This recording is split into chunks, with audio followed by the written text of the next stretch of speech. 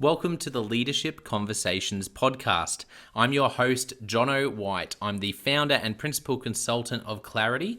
We are an Australian-based consultancy that works with leaders around the world, and our passion is to invest in people to become everything they're meant to be in order to fill the world with healthy organizations that people love to work for and customers line up to buy from. The goal of this podcast is to invest in you and your leadership.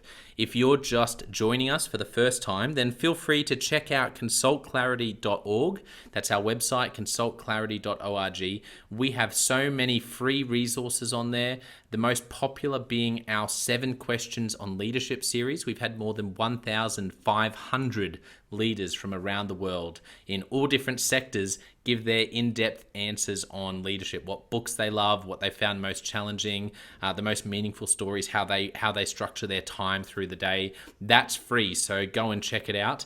And we'd love to interview you about your leadership. I believe you have advice from your experience, your context, and your life so far that is important and can help other leaders. It's also a great way to give back. It's free to get involved, and you can do so by going to consultclarity.org/7-questions-interest, or just Google consultclarity.org 7 questions interest and fill out the form that pops up. We have a free resource for you on our website. It's called Leadership Survival Guide. It's a 57-page ebook. It has interviews with 10 world-class leaders, and you can go to consultclarity.org. It's right at the top, and get that today. We also have a daily email that we send out to over 15,000 leaders, and that email contains the highlights, our best content from our podcasts, our blog, my book, the books that we're loving that are out there about leadership. It's also the best way to get access to our masterclasses and workshops before anyone else. And there's also exclusive and limited special options just for subscribers.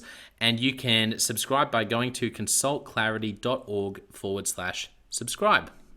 Now, my gift to you is to work incredibly hard to provide the best leadership content I can to invest in you and your leadership. So if you're finding our content helpful, if you find this podcast helpful, then your gift to me could be this. If you do find it helpful, then write a review or rate our content and make sure you subscribe or follow.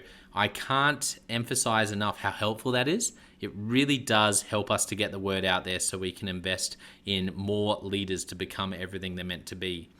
It also means a lot to me personally when people like you and people in our community share our content on social media. So if you do that, then please do look for me, Jonno White, to tag me, and look to tag Clarity on whatever platform you're on. And our team, including me, I'm always looking to see when people have mentioned us so that I can engage with you. And also we look at sharing content. So if you write something about something we've done, there's also a good chance we'll share that with our followers. So if you could do that, that is a massive, massive help as we try to invest in as many leaders as we can around the world.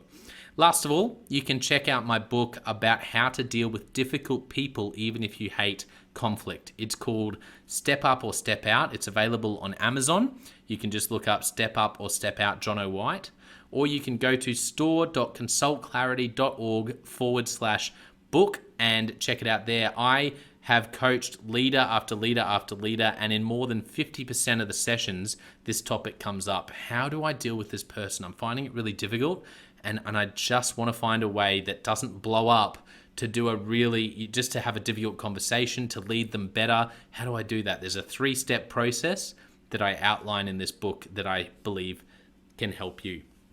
Okay, let's get into today's episode of the Leadership Conversations podcast. Enjoy.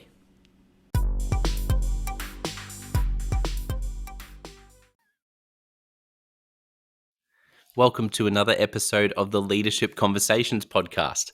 Today's guest is Mary Abbajay. Mary is the president and CEO of Careerstone Group, and she's based in Washington, D.C., and I'm really excited to chat with her. So welcome, Mary. Well, Jonno, thank you so much. It's a delight to be here with you today. And for those listening, tell us a little bit about, I know I just mentioned what you do, but a bit more about who you are, anything you want to share and what you do, and a day in the life of Mary right now. What does that look like? Oh my goodness. Well, here's what I do, or what I say that I do. I am the owner of a small boutique consulting firm called Careerstone, and we do leadership and organizational development. So that looks like a lot of working with organizations to create really great workplaces. We do a lot of facilitation, a lot of team building, a lot of work around employee engagement and organizational culture.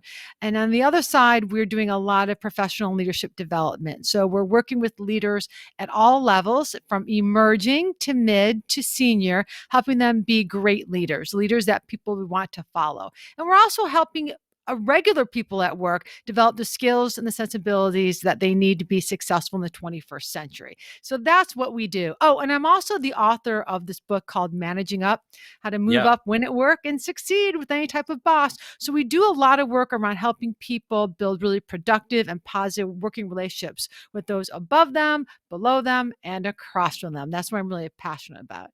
So, with all that, a day in the life of Mary Abbajay is crazy. It is like, I feel like a juggler. Like, I am constantly juggling so many different things, which is fun. I like it. And every day, Jonno, is different. Like today consisted of getting up, walking my dog, doing 2 live virtual presentations because everything's virtual here still in the States, and then back-to-back meetings, and then pitching a client a new thing, and then designing a new workshop for these college graduates. And so that's today. Tomorrow, I'm going to be on stage with in front of 200 people. Like, so every day is really different, which I kind of dig. It's really fun. Oh, yeah. And then I also have to like talk to my team because they still like to engage with me. And I have a small team, about 5 people, but they still need me to be their happy leader.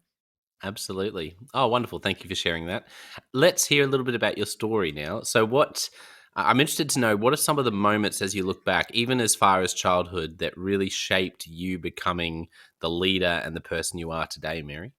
Oh my gosh. Well, when I think back as a child, I was very shy, very reclusive, very bookish, which is so funny because, and it's not because I didn't like people, I didn't know how to be with people. So it's funny now to think of what I do for a living, because what I do for a living is like teach people how to work well with other people.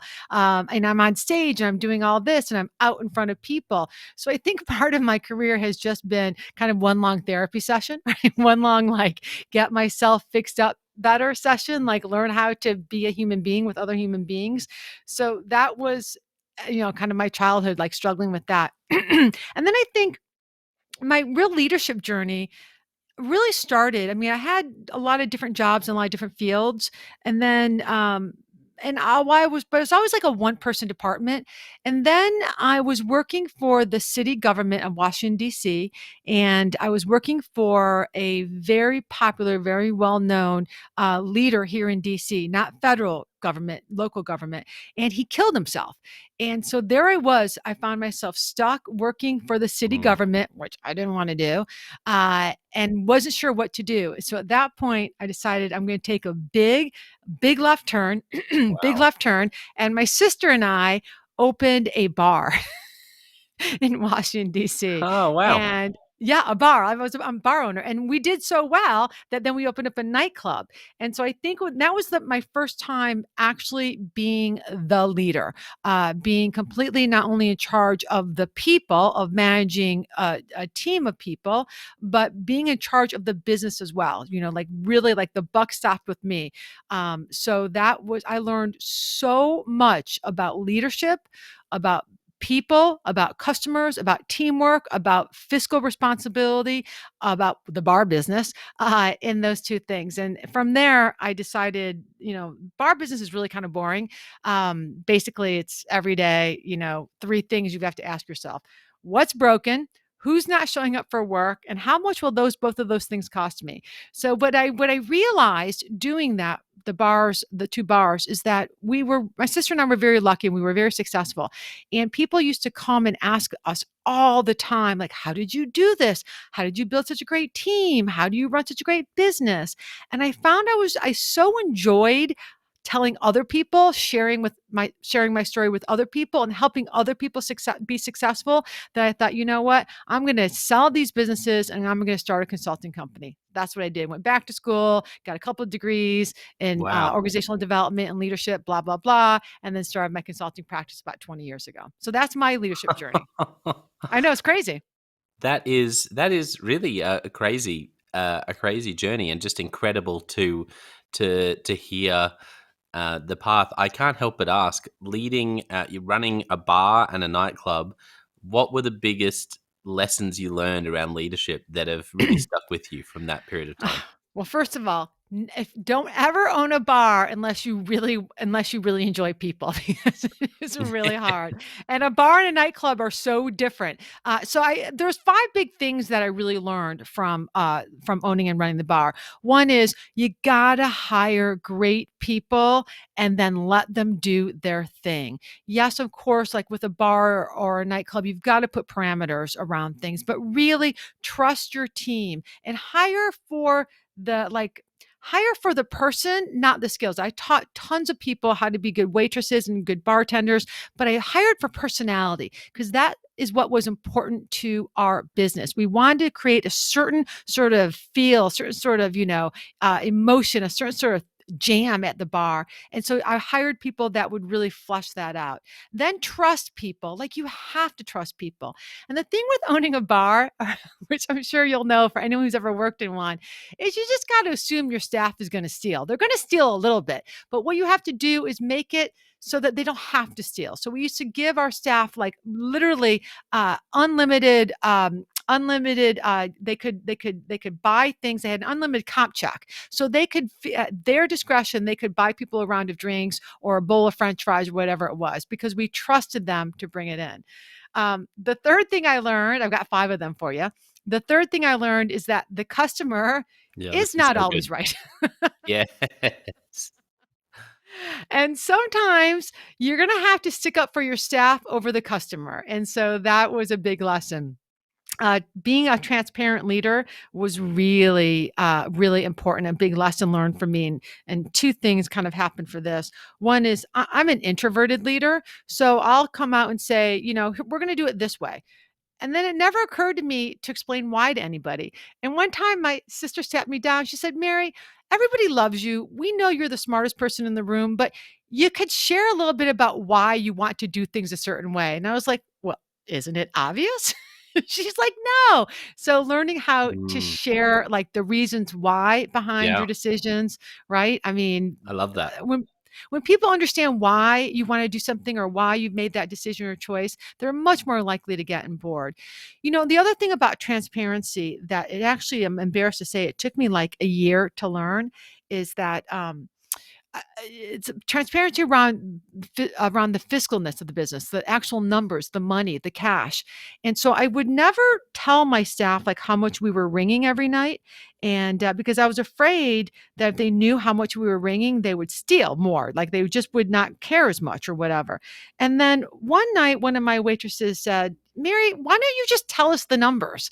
And she's like, we want to beat every number every night. And I was like, oh, that never Mm. occurred to me. So then I started saying, like, it's 9 o'clock, we've rung, 3,000, it's 11 o'clock, and that really inspired them to do more and to do better. So that the whole transparency thing was a big, like, slap on my forehead. I should have thought of that. And then my last thing I learned owning a Yeah. bar was that happy internal culture, a happy group of employees, a happy culture, a great place to work creates happy customers. So I Mm. really think that there's a big connection between the climate and the culture of your workplace and the experience that your customers or clients are going to have. Happy employees create happy customers. Yeah, they're fantastic lessons. I love the lesson around sharing the numbers with your people, Right? because I've literally been working with leaders recently in similar sorts of businesses, like in sort of hospitality, where that's a challenge. And I think the thought process is similar to what you had, but I can't remember what book it is. Is it around around goals. It might be the 4 disciplines of execution, or it's one of them. But and they talk about the difference between it's like the difference in intensity if you go down to the park and you just kick a football or throw a football around, to use NFL. You just throw a football around with some friends versus having a game where the group of you are, you just need one touchdown to win with 5 minutes to go. What's the different intensity that you'd play at in those two settings? And for me, because I love sport, that was really, when I heard that, I was like, of course. And it's so good because what you did is you were able to say, come on, guys, we need one goal to win tonight, and that creates, not only by keeping score, but then actually creating that intensity around it and having something to push towards. It changes everything, but it's so simple. John, that is such a great analogy. I wish I had talked to you like 15,000 years ago when I did that, because you're exactly right. That creates an intensity. It creates a shared goal. And then when you hit the number, you have a celebration. Like you're like, woohoo. And it doesn't have to be some big thing, but it Mm, really does coalesce everyone around a shared goal, something tangible. The other thing about the transparency, I'd love to hear your opinion about where you saw your clients on this. But during the pandemic, I was very transparent with my team around, what this means for us, because for our business, almost 2 years ago, that everything shut down here in the States. And I was like, oh, it's going to be 2 weeks. It's going to be fine. Well, 2 weeks later, it's not going to be fine. And we saw all of our engagements just cancel, cancel, cancel, cancel, because our work is primarily done in person with our clients in yeah. groups. Mm, And so I was like, oh, I had like can I say the word shit? Get ready, because you might have to like beep that. I had an oh no moment that's with right. that. And so as we were talking about it, and it became very clear that this could be a problem, I pulled my team together and I said, here's the story. Here's how much money I have in the bank. Here's what we're good for. I could pay all of your salaries in full for at least, 8 months, whatever it was. And then if we haven't regrouped, if things are still looking bad, then we'll have a conversation. But I was really transparent about where we were fiscally and what this meant for us and what I was going to do. We were going to try to get a PPP. And I think they really appreciated that. And then what they Mm, did is they're like, no, this is no problem. We're going to take everything virtually. And they took everything that we do and they wow. created a virtual format. And we actually, don't tell anyone, we actually had the last 2 years have been amazing fiscally, because Mm. we have been able to do everything virtually, and our clients have just jumped on board. So, but I think a lot of that stemmed from just being transparent. Here's the problem. Here's the situation. Here's what I know. Here's what I don't know. Yeah, I think you hit the nail on the head, and I think it's a lot of people have gone one of two ways with through COVID. You're exactly right. They've either kept their cards really close to their chest, be out of fear, or I have seen a number, particularly, and actually with clients in the hospitality industry. I was really impressed with the way one of them had that conversation with and chose not, just chose not always fully as transparent as I think, they probably could be, but in this season they went, okay, here's where everything is, and like you did, it wasn't a case of saying here's a step-by-step plan that we know Right. for sure, because so much is up in the air, but just telling people honestly where everything is, putting some thoughts out there to say this is what I'm thinking will happen if this or this, and people are so much more receptive to that, because I think this the challenge a lot of leaders have, particularly business owners, is you can feel like you're the if you're the business owner, there's this, I'm the superstar driving the Ferrari. My people are looking at me going, why are you why do you get to drive a Ferrari when I have to turn up in my normal car? And it's like, well, firstly, are you driving a Ferrari? Because most of the people thinking about this, we're not there yet. And it's like, actually, there's like, I just don't think great people, great employees think like that. And most leaders, when they have this sort of thought process and you push on it a bit, you go, well, wait a second, but if your business did that well, I'm guessing you'd be wanting to share it in some way with your people. And they go, well, yeah, I Yeah. would. It's like, well, so wait, you're telling me that even if you get to that point that you're so scared of where all your people are like, oh, I'm so jealous of your success, you'd actually be sharing it with them, and as a team, you'd be doing better.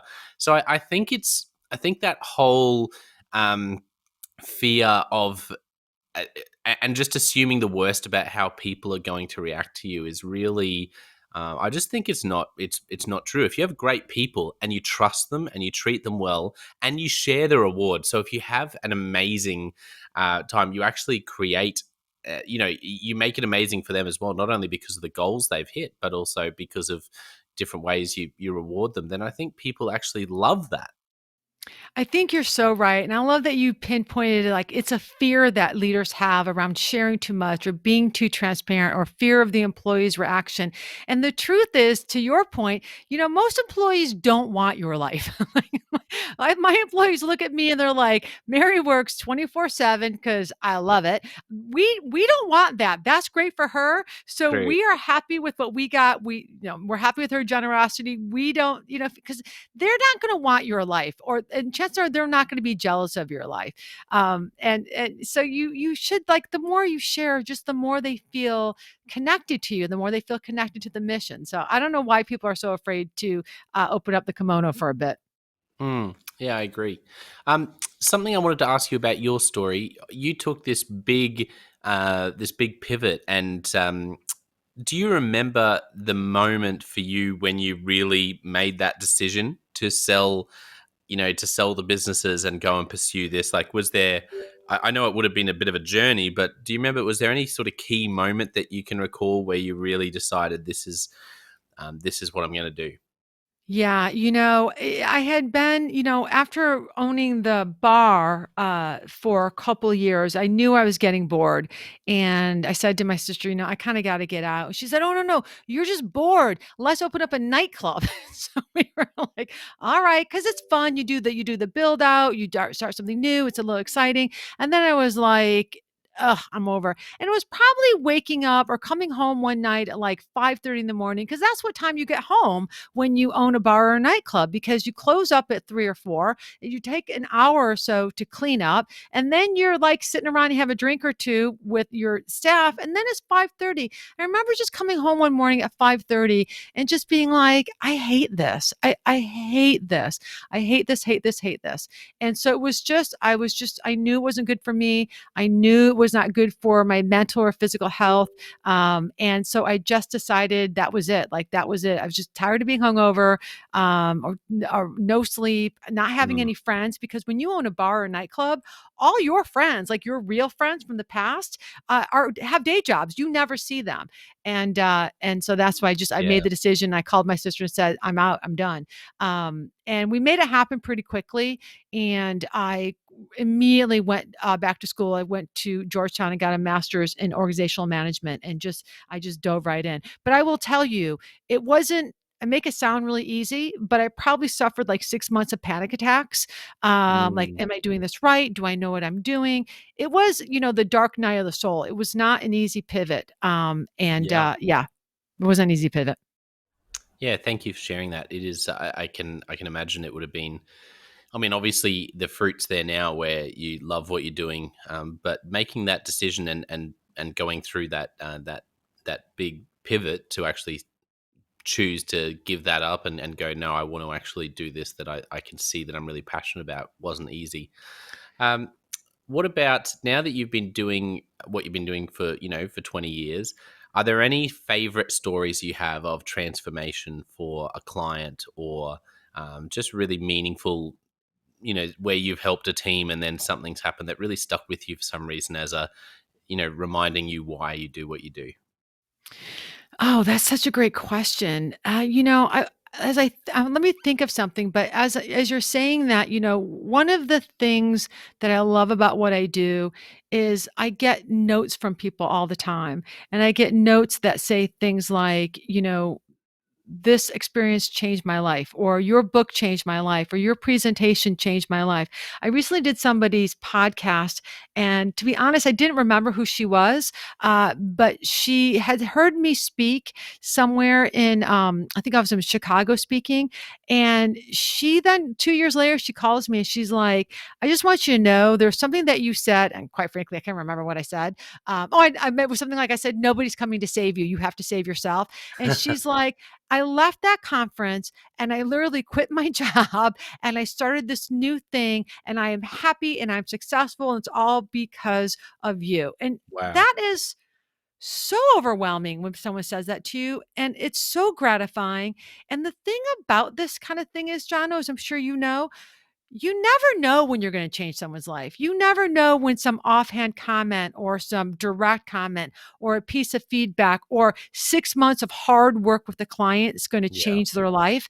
So it's just when it happens and it comes back, it is nothing makes me happier or makes me feel more grateful to be what I do and to be connected with people than things like that.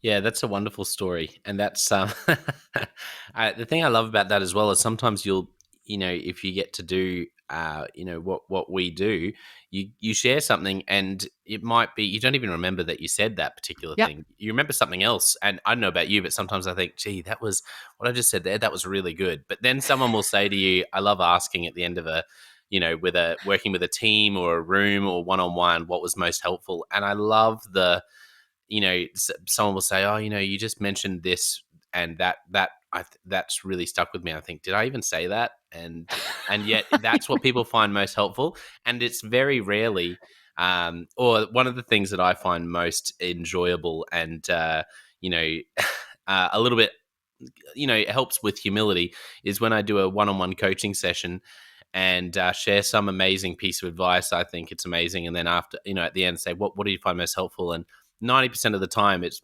clients saying, just having the time and space to talk it through. Right? I know. That makes me laugh so hard because when you think you're being really, really profound and really like, I'm going to change your life, it goes right out the ear. Or they'll come Hmm. back and they'll say, you said this. I'm like, well, I didn't really say that, but if that's what you heard, that's perfect. That's But, right. one thing when I used to do a lot more consulting, I do a lot more, me personally, I do a lot more public speaking these days. My Yeah. team does most of the consulting, but I would give my heart and soul to my client. I would think really deeply about like what the right organizational intervention is and then design it and then redesign it and like just pouring everything into it, like putting it all on the table. And then after the engagement, I say, what was really most helpful? And 9 times out of 10, John, they'd say, I don't know, Mary, we just like hanging out with you. Like, Yeah. great. So I killed myself and Yeah, I that's could have just been hanging out with you. I'm sure you get that all the time as a coach.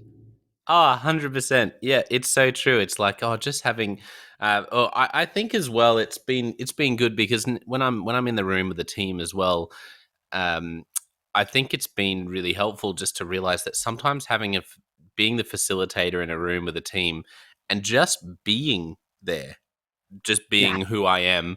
And I've had, I think it's Patrick Lencioni, who I love his work on organizational health, and he talks about just being willing to ask the silly questions. Yeah. And he has great stories where he looked like a complete fool asking these. Actually, I'll share one of these because it's one of my favorites and it beats any of my stories so far. But I remember him talk about this point saying, as a consultant, he's sitting with the CEO and CFO of this really big company, and as part of what they're doing, in his sort of work with them, they've started looking over some numbers. So he's completely lost because he always talks about how that's not his strong point. They're looking over these numbers, poring over it together, and he's like, okay, this is where I'm probably useless, but I'll stay present and just do what I can. So they're going over the numbers, and then they're talking about what are the options, and these guys are talking about all these really strategic financial things they could do, and he's just sitting there and he goes and he has this thought and he thinks, oh no, this is not my wheelhouse. But he goes, no, I'm going to share it, just because, trying to just be authentic to that whole, if you think of something, share it, and just, even if it's stupid, that's fine, but 1 in 10 can be helpful. So he goes, hey guys, I don't know. Here's a thought. Have you thought about going public and doing an IPO? And these two guys who this is their thing, right? Like this is their specialty area.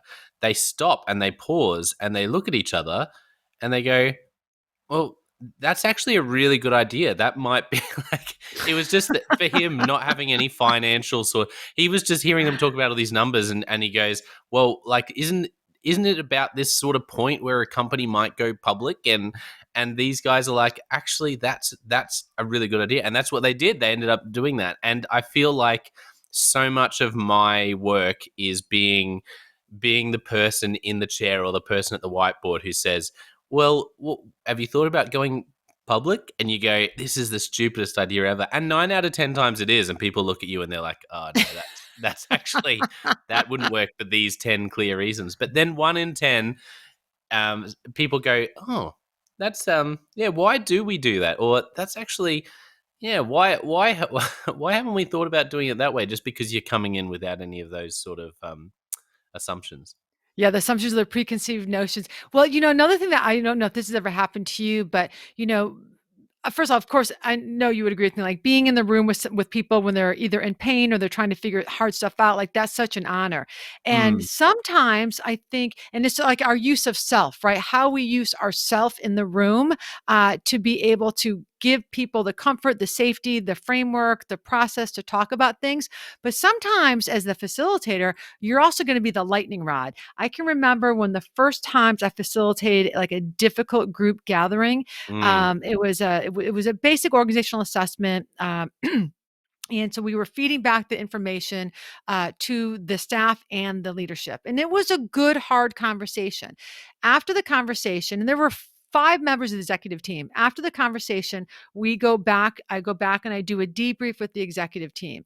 And this one member of the executive team, we'll call her Ellen, who did not like me. She was like, I thought this was terrible. Mary, I couldn't believe when you said X, that was the wrong thing to say. And I'm thinking, good God, like, I don't think I said that. And I said, Ellen, I'm so sorry. I don't remember saying that. Could you give me more context? And she started talk. And then the president goes, no, that wasn't Mary who said it. That was me. And then she goes, okay, David, but how about when Mary said this? And then another vice president said, no, that wasn't Mary either. That was me. So I don't know if you've ever had that experience where there's dysfunction in the executive team and you become the lightning rod for it. Yeah, I It's have. crazy. And you know what? To be really honest, and I say this to clients as well. If I'm one of the people in the room who's part of the team or the leader, I find it I find it really hard. And in fact, I don't know how good I am in that space. But when I'm the facilitator, it's a different hat. And so you can be. I remember having one team.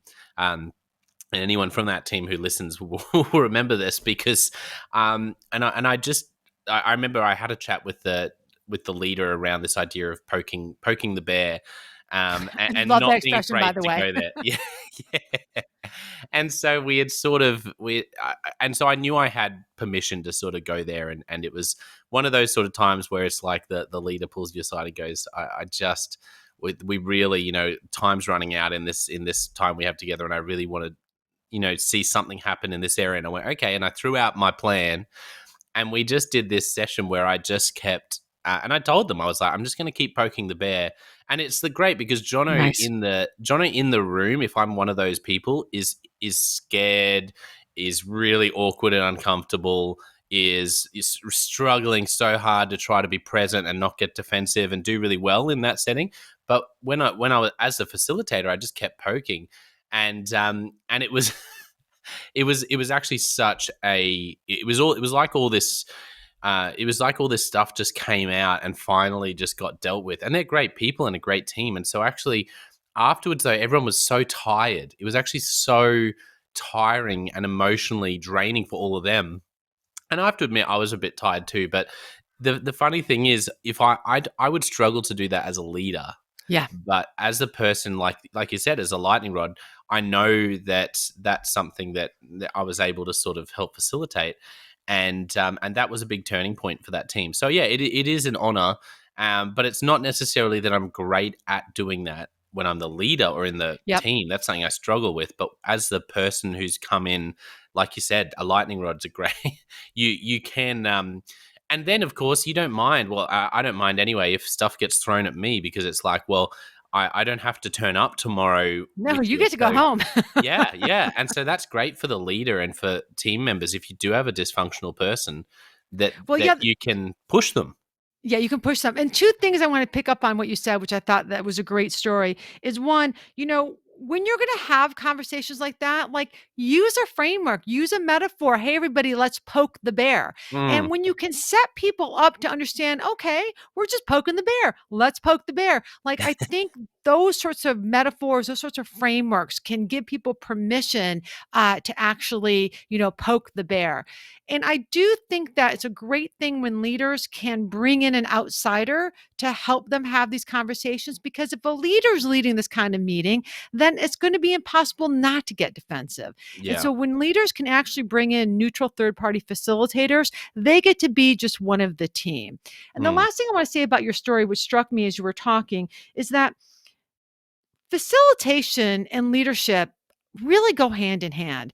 I really learned so much when I went to facilitation school, and I really think it's a skill and there's some techniques and there's a mindset around what it means to be a facilitator that I think could really aid a lot of leaders. mm. Understanding how to be neutral, understanding how to really encourage and get input from everybody, understanding how to frame meetings and conversations. So I think facilitation training is such a great thing. And I really would encourage any leader out there to go get some facilitation training, take a day course, or read books on how to run great meetings, because there's the act of facilitating conversations that matter that I think is a leadership super skill. I agree. That's such a great point. And you're right. If I can't tell you the number of leaders, it'd be interesting to hear your thoughts on this. The number of leaders where I come in and they talk about 10 different problems, and I spend a bit of time with them. And you know what the biggest problem is? Not even the biggest problem, the biggest area of opportunity, and the biggest where I see all the solution is in how they meet, and it's in Yes. how they facilitate their time with their team, Yeah. because they've got all these issues. Johnny, help me with this, and we've got to solve that, and I don't know what we're going to do about this sort of fire that's over here in this part of the team of the business. But then you go to the meeting, and it's A it's just a disaster. list of to-dos, or everyone's out of there in half an hour because we've actually got real work to do. And I'm just sitting there going, if you facilitated as a leader this meeting really well, 8 out of 10, 9 out of 10 of those issues would probably get solved. And then you would have the foundation to actually go and attack the one or two that are left. Is that You similar for are, you?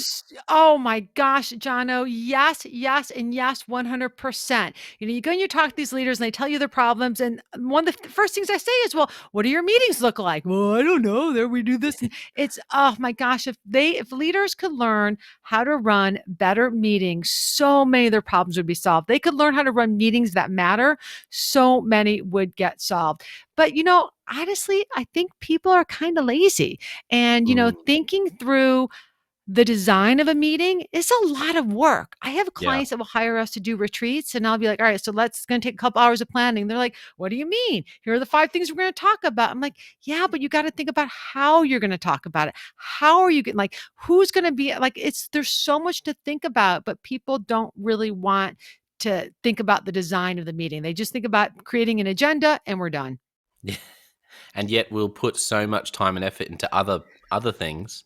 Other And things. yeah, this is one of the big ahas that I find myself again and again trying to, like, walking into a situation. I feel like it's probably one of the top five things where if someone said, what are the five biggest things that you see working with leaders that like, if they could just change that, it would change everything. And it would be this, actually investing in how they run meetings, Yeah. and then being consistent with that.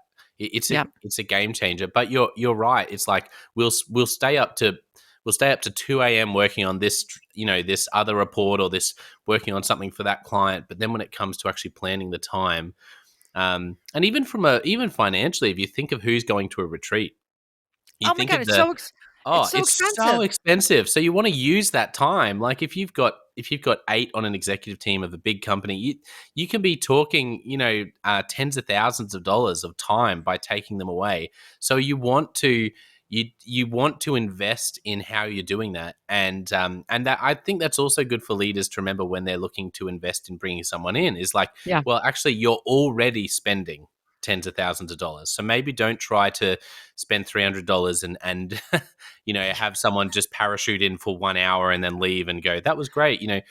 What do you Oh, I need to hate that. do to And don't actually and don't do it well? don't think the facilitator is going to solve your problems. Like it's a partnership. Like you can't just hand an agenda to a facilitator and say, make this happen. You Mm. really do have to like put a little blood, sweat, and tears into it yourself with them. Right? Yeah, absolutely. You know, Um, even though even though I know how to facilitate meetings, so I'm a leader of a team and we have regular meetings.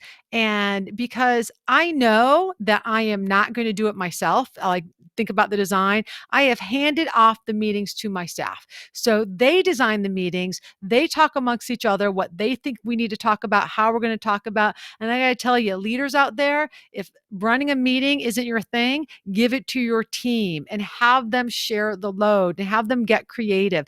I mean, it's easy because my team's all facilitators, but you know the old expression, the shoemaker's kids have no shoes. If they let me run the meetings, they would be like task, task, task, Audi 5000. yeah. Not be good. Have you come across? I know I'm a bit of a Patrick Lencioni fan, so his name does come up a lot. Have you come across his Working Genius assessment that's come out in the past 18 months? No, but we've used the five dysfunctions, or actually it's and now on the Wiley one that he has, the whole assessment. We use that, or the five qualities. I think he made it into a positive thing. We've Yeah. used that very successfully with a lot of executive teams before, and so I am a big fan of his. I want to ask you in a moment for assessments that you're loving, but Working Genius is just it's only new. The Table Group, Patrick Lencioni brought it out in the past 18 months, and one of the things I love about that assessment is it basically just looks at how each of us gets work done, and there's 6 different geniuses, and I mention this because one of them is called the Galvanizer. And the galvanizer is the genius of that person who's able to really rally people around something. And for me, one of the big ahas I've had about Working Genius is that I probably assumed a great leader, a great visionary, and a great galvanizer, or a great almost like a coach, actually in the sporting sense, who gets the players around and gives them the pep talk in the lockers. I assumed they were one and the same, but it's helped me sort of understand that some leaders achieve things by doing great futuristic vision, which is me, and that's how I work. But I mention this because if you have people in your team who are galvanizers, that's something I've been working on with teams. When you identify a galvanizer in your team or somewhere else in your organization, like a colleague in your executive team, what you can actually do is parachute them in, or really ask them, like invite them to really help facilitate. And there's a couple of things, because I run really slow meetings, and it's great for offsites, it's great for high level thinking.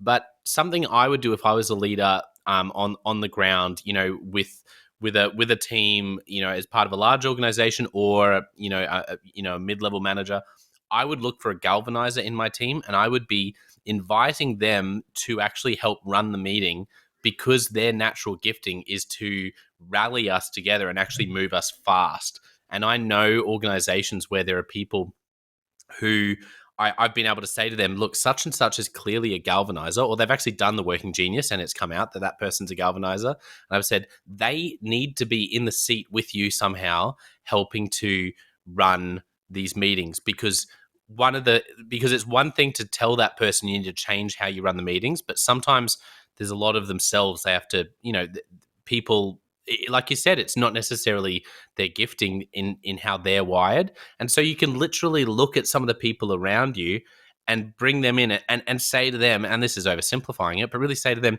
can you help me run great meetings? Like, I want this meeting to be inspirational. I want us to have really, like, and it's best best practice if you have a great framework, and there's heaps out there, but even just starting by identifying a galvanizer, inviting them in, saying, help me make this awesome. And you'll probably find they'll just be in their wheelhouse actually doing what they do. And it'll take automatically, I think it'll make anything you do sort of 3 times better. I think So so too. that's a recent revelation for me. Yeah, I love that. And what you're really hitting at is, even even outside of meetings, it's about leaders need to be hyper self-aware, like really self-aware, and not just self-aware of like, oh, I'm feeling impatient, or oh, I'm this or that, but really understanding the impact of their leadership style, the impact of their working preferences, the impact of their behavior on their people, and knowing when it's right, when it's not right, when it's not enough, when they need to bring in somebody else. Because I think to your point about the idea people, the innovators, and like the galvanizers, they're not necessarily the same person. And I think leaders are reluctant to invite galvanizers in, or they're reluctant Mm, to invite the idea people in. Or and I think as leaders, one of the things that we have to do is really understand not only our strengths and our weaknesses, not only our personalities, but also the impact of our way of being in every single context. And when it's time to bring in a different style or a different person, or lead from a different strength or a different part of you. And I think that's really hard for leaders. But I love what you said, because you should absolutely be bringing in other people to lead, but depending on what you need to be led, and who's in the room, and what do they need, and what kind of impact do you want them to have. yeah, absolutely. Are there any assessments that you're really loving that you and your team are using a lot at the moment, or you've just seen, um, Yeah. that leaders could potentially go and jump into? So we do a lot. So we one of our well, the Myers-Briggs, we still do a little bit of that. But we've been doing a ton of disc lately, Hmm. with from the Wiley platform. And we use that a lot as sort of like an opening window Yeah. into both leadership styles. We use it a lot for team building. It's a really simple framework. It's not the end all be all. But what I like about the disc is that it's a 4 quadrant profile. People tend to remember it. They tend to remember who they are. They tend Yeah. to recognize themselves and their colleagues. So personality frameworks are really good to give you a little bit of insight on who you are, how you operate, how you may impact others, how you may be misperceived by others, how you may be misperceiving other people. So we Mm, find that really helpful in terms of like team building, and in terms of very much initial leadership development. We also get asked a lot to do strengths finders, which I have to be yes. honest, isn't my favorite. I think it's kind of like, I think there's 31 of them. I think that's kind of hard to explain, Yes. but people really like it. And so if people like it, then we love to teach it. And then we do the 5 behaviors of highly effective teams, but that's the only one. And then, we have been doing quite a bit of emotional intelligence, the EQI 2.0 and the EQI 360. Those seem to be very, very popular lately because they're giving people a window into who they are. But to be honest, I've never met an assessment I didn't like. I love that stuff. I love the personality profiles. I think they're so much fun. I think they're so interesting. It's just a matter of like what's kind of in the zeitgeist that clients are talking about now. How about you? What are you guys using a lot of now? Yeah, no, you mentioned a few of them there. Actually, Disc is one of my favorites, and you exactly the same reason, because it's such a great starting point. It creates those amazing handles that people seem to remember, and it creates those conversations that which is I think what it's all about. Sometimes we love the really deep. Yeah, So I'm a big fan of the Enneagram, but the challenge with the Enneagram is that unlike Disc, it's very deep about people's motivations, and so it's yeah, great if you have a team who already are invested in that. Then you can really, I feel like you can do some really great work. But if you're introducing it to a team, Disc is definitely right up there. I Working agree. Genius, like I mentioned, is so Working Genius is similar to Disc. It has some really, um, it has 6 geniuses, and everyone has two that are there. Sort of the way they explain it is like, there's which I love. This is a great analogy, even beyond Working Genius, but it's so good. They talk about your 2 geniuses being like a coffee. You pour coffee into a cup and then you put the lid on. a keep cup, and it's like stays hot. When I'm doing that sort of work, not only does it sort of energize me, but I stay like that. If I do that day in, day out, like for you doing what you're doing for 20 years, it stays hot. Like it doesn't change. It fills you up. Then the next two, which they call your working competencies, I think, is like having the lid off. So it starts hot, but if I do that day in, day out, there's a point where it starts getting cold and then it's Cold and undrinkable, stale. Cold and stale. And the challenge with those is you start off and it's hot. Like you start off doing a bit of that and you go, yeah, I'm enjoying this, but it's not actually where your genius is. So they call that the working competency. And then the bottom two, working frustration, is they use the analogy of having a coffee cup and just poking a hole in the bottom. And it's like, forget staying hot. That's great. Forget cold and stale. You go to have a drink of it and you're empty. And it's like, everyone could do a bit of that, but if people are doing that day in, day out, then it really, I think it's a great framework as well for identifying risks of That's great. burnout. I'm gonna go check it out. That sounds awesome. Yeah, so I'm using a lot of that because, and it's exactly like you said, that's what I love about DISC as well. It's got enough depth to be helpful, but at the same time, it's really quick for people to grab onto it and be able to use it. And for me, that's actually, in some ways, I think it's been more important that people can actually remember it and use it than it is how, like, if you spend a week in it, how life-changing it is. It's like, that's great, but to get a whole team, in an average company out there right now, to really invest in one of these, you've usually got a couple of hours. Yeah, exactly. And that's it. Strengths Finder, we use that too. And I'm just trying to think. Yeah, they're probably the main ones. But like you said, I love any assessment, and I love learning new assessments because none of them are perfect. But if you think of them as a tool, that's the key, right? It's like and you know what, to tell a bit of a secret in terms of as going in and working with teams, if you do anything that helps people. So I'll often say to someone, to give my sort of trade secrets away. I was chatting to someone the other day and I was like, look, and I didn't come up with this. I saw someone do it. I was in a room where someone did it. Do any sort of assessment and get people standing up in the room, depending on how big they are, moving around to their different corner. So I love doing this with DISC. People stand up and move into the four corners, based on what their number one is. And just by, like, it sounds ridiculous, but just by doing the assessment, getting people moving around, which I find is just a bit of a hack for making it more engaging. Which is simple, but it honestly works. And then getting people just talking about it. Like, you then go, okay, so the group over here, what's it like to be a person, with influence? Tell us what that's like in communication. What do you like? So you can ask any question and people will then answer it from that filter. And afterwards, people will have had aha moments.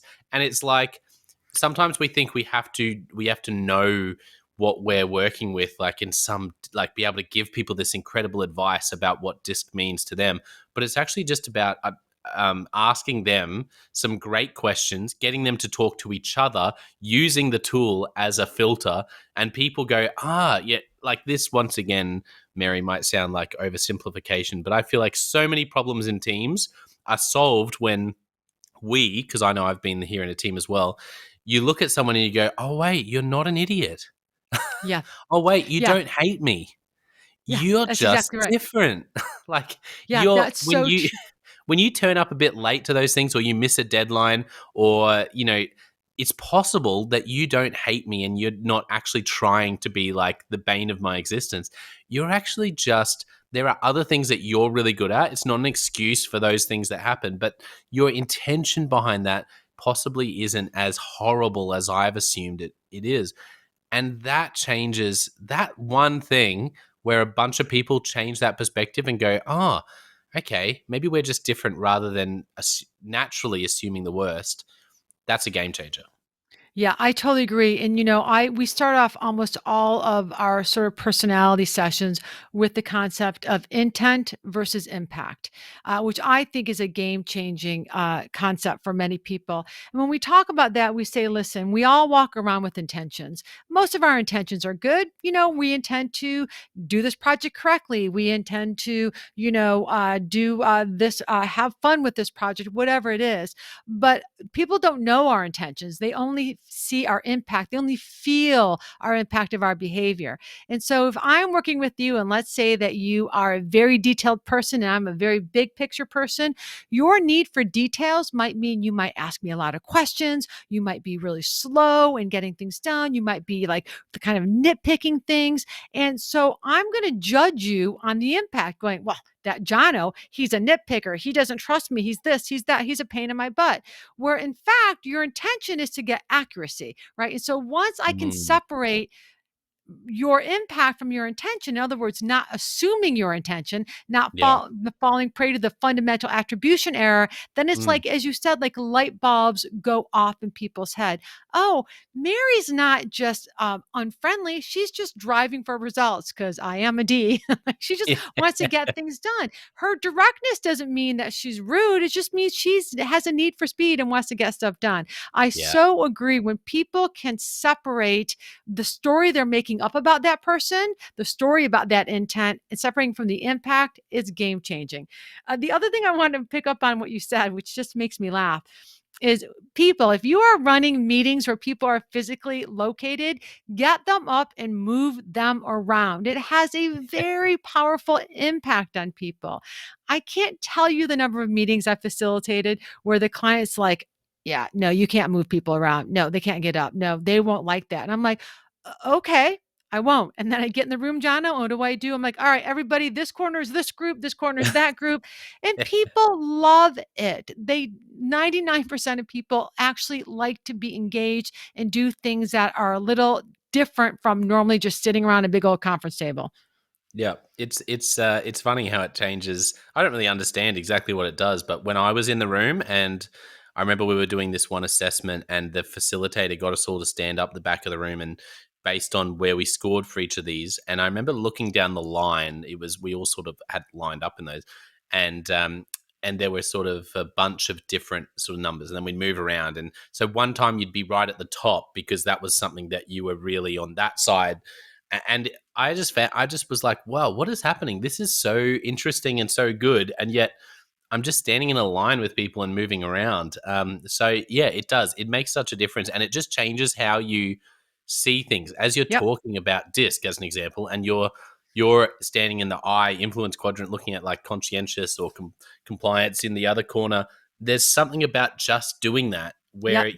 it just helps you to actually remember it, Understand it. helps you to Feel it. to see that person that you've really been clashing with and go, ah, Oh, I okay, get it. we're Well, the other opposites. thing it does is like it's a kinesthetic sort of like Yeah. reinforcement of whatever you're doing.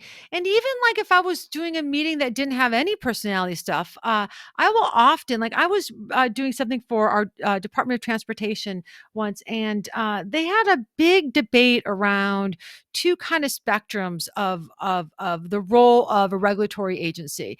And there's all this conversation. Everybody's all like talking, all trying to be smart. And I finally said, "All right, get up, stand up. And on one side of this line, go stand there if you think X is the right thing.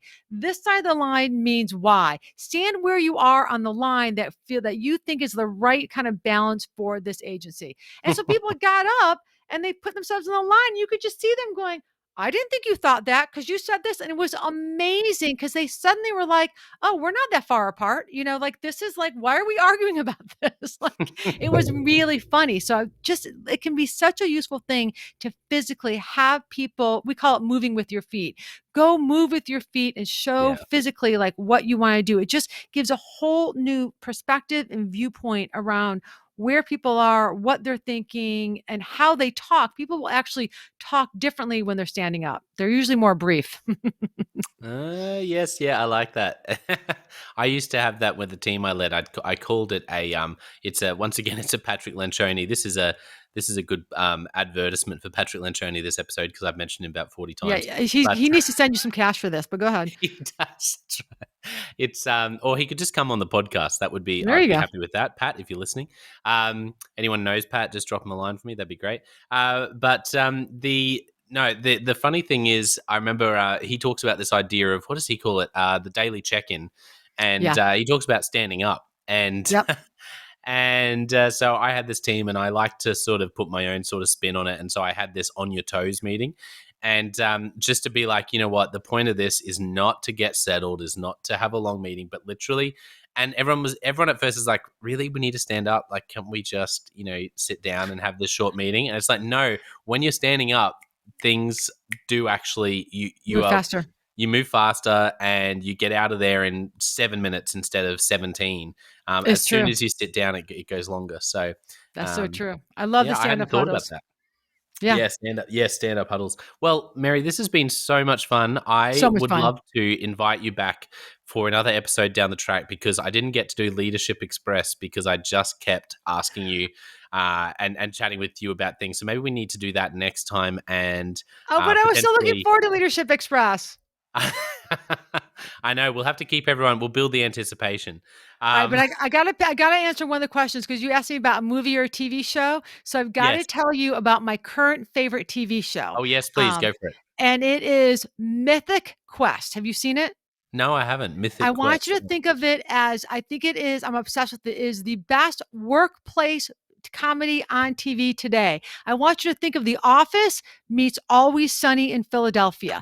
It Wow. is hilarious. It is so true. If you watch the show, you're going to see every character you've ever worked with ever in the 21st century. And it takes place in a company that creates a big virtual game.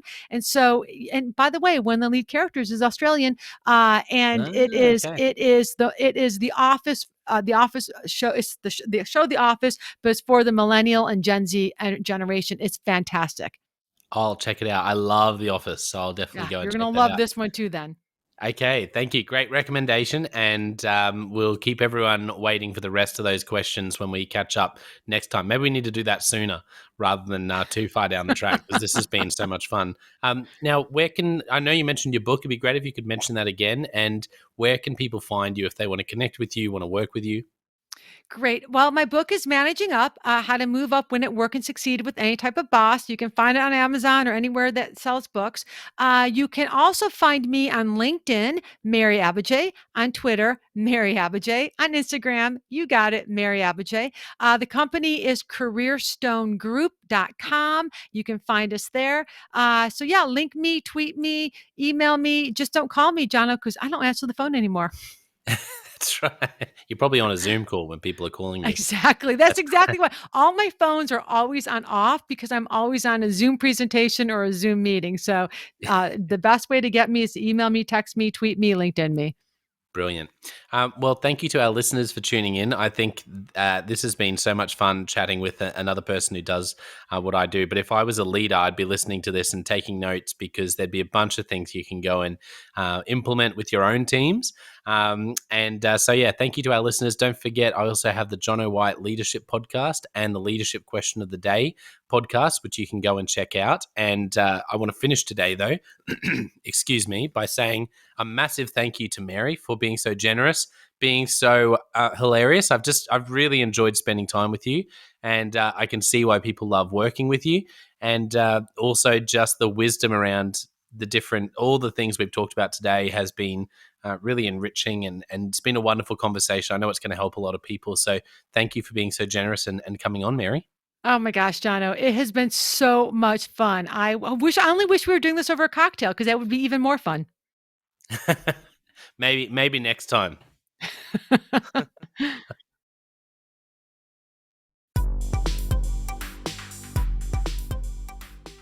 Well, I hope you enjoyed that episode of the Leadership Conversations podcast as much as I did. If you're joining us for the first time, don't forget to check out consultclarity.org. That's our website, consultclarity.org. We have so many free resources on there, including our 7 Questions on Leadership series. We've had more than 1,500 leaders from all over the world in all different roles, in different industries, answer these 7 questions on leadership, and leaders give these in-depth answers around how they spend their time, a book that's been significant for them. It's just a gold mine. It's completely free to access, so go to consultclarity.org and look for that. We'd also love to interview you about your leadership. I believe your experience, your life, your context means that you have advice on leadership that other leaders can learn from. Yes, you, if you're going, not me. Well, no, I really believe you would have something to add. So if you're looking for a way to give back, it's completely free to get involved. And we would love to interview you through the 7 Questions on Leadership. You just go to consultclarity.org/7-questions-interest, or Google consultclarity.org 7 questions interest and fill out the form and get involved. We have a free resource on our website called the Leadership Survival Guide. It's a 57-page ebook, 10 world-class leaders giving their thoughts on leadership, and that's completely free. It's available on our homepage, consultclarity.org, right at the top, so make sure you go and get that and download it today. And we have a free daily email that you can subscribe to. We send this out to over 15,000 leaders from around the world. And it contains the highlights of content from our podcasts, our blogs, our books we're reading. It's got the best content, and it gives you exclusive, limited, early access to our masterclasses, workshops, new products, special offers. It's all for our subscribers. You can go to consultclarity.org/subscribe and join 15,000 other leaders. And you know, my gift to you is to work really hard, particularly through the Leadership Conversations podcast.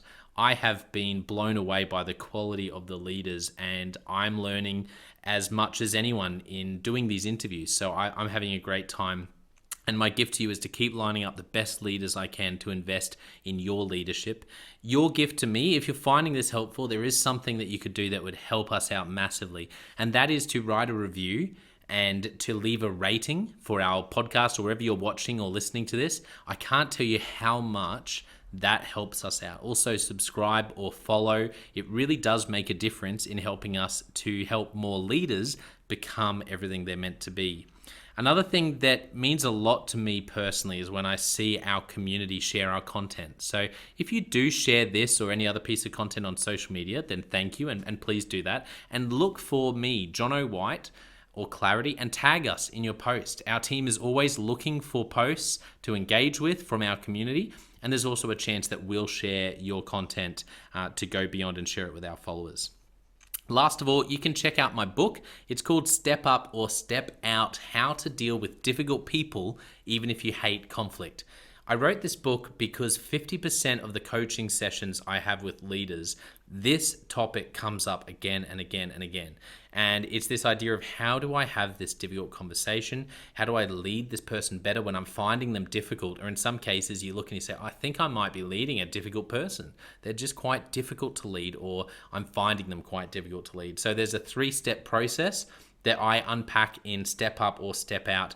And the amazing thing, and I've literally done this myself, and I've heard it anecdotally from other leaders as I've coached them, is that if you follow this process, you will see that person step up and change their behavior or make a decision, which is to step out some of the time. 95% of the time, people will step up or step out in just 4 weeks. And I stand by that. It's you have to read the book to understand, but I really do believe in it, and I've experienced it firsthand. It works.